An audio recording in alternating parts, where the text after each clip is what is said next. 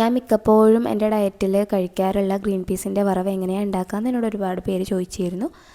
അതിനായിട്ട് green peas തലേദിവസം നനച്ച് വെച്ചിട്ട് വേവിച്ച് മാറ്റി വെച്ചിട്ടുണ്ട് ഞാൻ.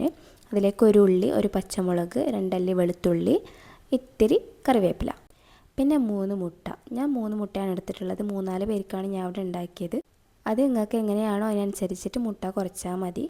എന്നിട്ട് ഒരു പാൻ അടുപ്പത്ത് വെച്ചിട്ട് എണ്ണ ചൂടായി വരും. അതിലേക്ക് 1/4 ടീസ്പൂണ് പെരുംജീരകം, വെളുത്തുള്ളി, പച്ചമുളക്, കറിവേപ്പില ആദ്യം ഇട്ട് കൊടുക്കുക. അത് കഴിഞ്ഞിട്ട് സവാള ഇട്ട് കൊടുക്കുക. എന്നിട്ട് എല്ലാതും കൂടി നന്നായിട്ട് വാട്ടിയെടുക്കുക. ശ്രദ്ധിക്കേണ്ട കാര്യം, എപ്പോഴും നമ്മൾ ഓയിൽ കുറച്ചെടുക്കാൻ പാടുള്ളൂ. ഇന്ന് എനിക്കിപ്പോൾ ഇത്തിരി അധികമായിപ്പോയി.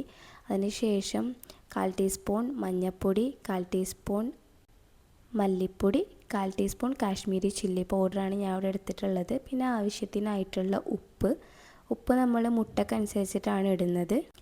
എന്നിട്ട് ഇതെല്ലാം നന്നായിട്ട് മിക്സ് ചെയ്ത് കൊടുക്കുക. ഞാൻ ഇതിലേക്ക് ഇപ്പോൾ തേങ്ങ ഇടുന്നില്ല. ഇപ്പോൾ ഇന്ന് തേങ്ങ ഇടാണ്ടാണ് ഉണ്ടാക്കുന്നുള്ളത്. തേങ്ങ നമ്മൾ അവസാനമായിട്ടാണ് ചേർക്കുന്നത്. അവസാനം നിങ്ങൾക്ക് പറഞ്ഞു തരാം. അതിന് ശേഷം നമ്മളിതിലേക്ക് ഞാൻ എടുത്തു വെച്ച 3 മുട്ട ഉടച്ചിട്ടിട്ടുണ്ട്. അത് നന്നായിട്ടൊന്ന് മിക്സ് ചെയ്ത് കൊടുക്കുക. ഓൾമോസ്റ്റ് നല്ല വെന്ത് വരുന്നവരെ മിക്സ് ചെയ്യേണ്ട. അത്യാവശ്യം ഒരു 3/4 ഭാഗം വേവ് വരുന്ന വരെ നന്നായിട്ട് വരട്ടി കൊടുക്കുക. എന്നിട്ട് എഗ്ഗ് വെന്തിട്ട് ഈ പരുവം ആയി വരുമ്പോഴത്തേക്കും നമ്മൾ വേവിച്ച് മാറ്റി വെച്ച ഗ്രീൻ പീസ് നമുക്കിതിലേക്ക് ഇട്ട് കൊടുക്കാം. അത് ഇട്ട് കൊടുത്തിട്ട് നല്ലോണം വരട്ടി വെന്ത് ഗ്രീൻ പീസും എഗ്ഗും മിക്സ്ഡ് അപ്പ് ആവുന്നത് വരെയും നമ്മൾ ഇളക്കി കൊടുക്കണം. ഇല്ലെങ്കിൽ എഗ്ഗ് അടി പിടിച്ച് പോകാനുള്ള സാധ്യതയുണ്ട്.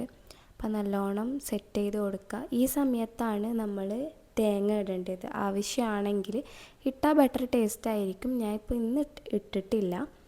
അപ്പം തേങ്ങ ആവശ്യമാണ് എന്നുള്ളവർക്ക് ഇടുക.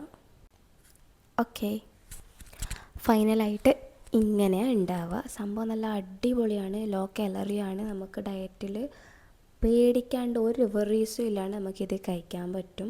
ഉച്ചക്കൊക്കെ ആണെങ്കിൽ വേറെ റൈസിൻ്റെ ഒന്നും ആവശ്യം വരുന്നില്ല. വയറും നിറയും. മസ്റ്റായിട്ട് എല്ലാവരും ട്രൈ ചെയ്ത് നോക്കുക. Okay, by.